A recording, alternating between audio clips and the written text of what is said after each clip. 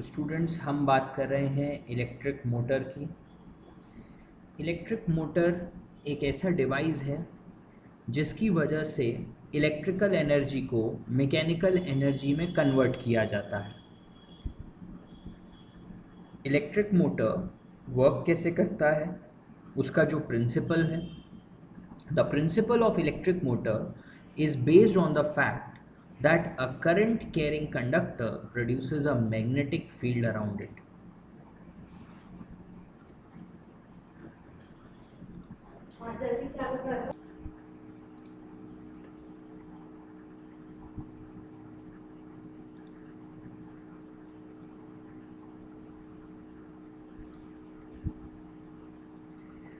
Electric motor का जो principal है वो ये है कि करंट कैरिंग कंडक्टर जो प्रोड्यूस हो रहा है वो एक मैग्नेटिक फील्ड प्रोड्यूस करता है अपने आसपास।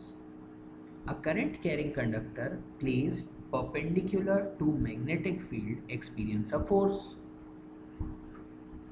जो करंट कैरिंग कंडक्टर होगा, जैसे इलेक्ट्रिक मोटर के केस में एक रेक्टेंगुलर कॉइल है, आप देख सकते हैं डायग्राम में कि there is a rectangular coil. ये rectangular coil current carrying conductor है। जब इससे करंट पास होगा तो एक मैग्नेटिक फील्ड प्रोड्यूस होगी। सबसे पहले आता है the amateur coil. It consists of a single loop of an insulated copper wire in the form of a rectangle. Rectangle के फॉर्म में आप देख सकते हैं एक वायर है जो कि रेक्टेंगुलर फॉर्म में है। स्ट्रॉन्ग फील्ड मैग्नेट जो कॉइल है वो प्लेस की गई है दो पीस ऑफ स्ट्रॉन्ग मैग्नेट।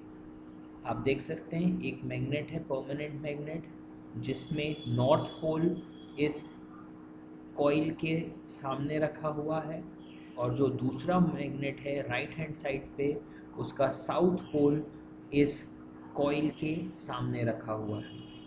तो दोनों तरफ मैग्नेट्स हैं। यही मैग्नेट्स इस कॉइल के पास मैग्नेटिक फील्ड प्रोड्यूस करेंगे। फिर ये जो कॉइल है आप देख सकते हैं स्टूडेंट्स कि this coil is connected to the split rings. ये दोनों R1 और R2 से रिप्रेजेंट किए गए हैं। ये स्प्लिट रिंग्स कहलाती हैं। It consist of two half metallic rings. Two end of armature coil are connected to these half rings. इस कॉइल को इन आधी आधी रिंग से कनेक्ट कर दिया गया है, ring R1 and ring R2। Two carbon brushes press against the commutator. इन कम्यूटेटर्स यानी कि जो स्प्लिट रिंग हैं उन्हें कम्यूटेटर्स भी कहा जाता है। उनसे कार्बन ब्रश जुड़ा हुआ है दोनों तरफ, which supply the current to the coil. पहले बैटरी के थ्रू जो करंट पास हो रहा है इन ब्रशेस से रिंग में जाता है, रिंग से फिर इन कॉइल्स में फ्लो होता है। आप देख सकते हैं इस डायरेक्शन में आपको करंट का डायरेक्शन दिया हुआ है कि वो किस डायरेक्शन में फ्लो हो रहा है कॉइल के थ्रू, आप देख सकते हैं बच्चों। Working of electric motor. अब ये मोटर वर्क कैसे करेगी, यहाँ पर आप डायग्राम के थ्रू समझिएगा, बहुत सिंपल है। In the side A B of a rectangular coil ABCD, आप देख सकते हैं ये आपकी रेक्टेंगुलर कॉइल है ABCD। The direction of current is from A to B। Current जो है वो A से B तक जा रहा है और कॉइल के दूसरी तरफ यही करंट C से D की तरफ जा रहा है। Applying Fleming left hand rule.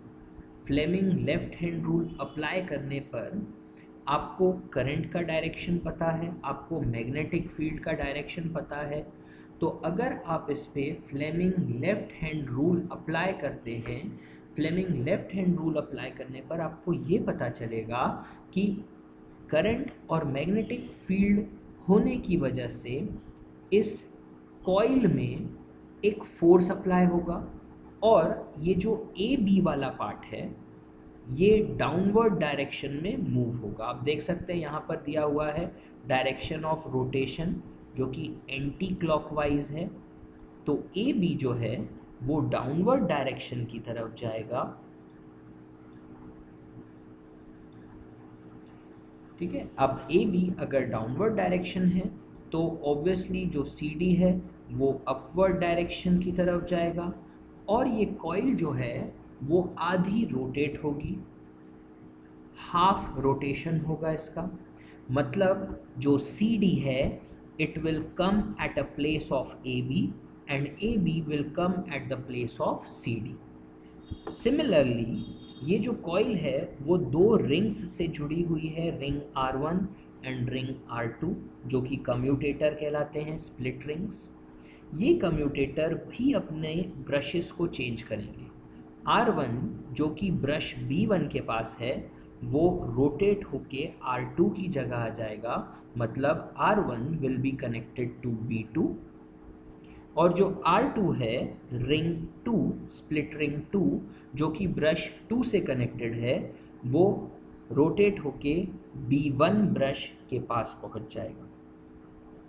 इस तरीके से जो फर्स्ट रोटेशन है वो हाफ होगा, ए बी सी डी की जगह ले लेगा, सी डी ए बी की जगह ले लेगा, रिंग 2 रिंग 1 की जगह ले लेगी और रिंग 1 रिंग 2 की जगह ले लेगा।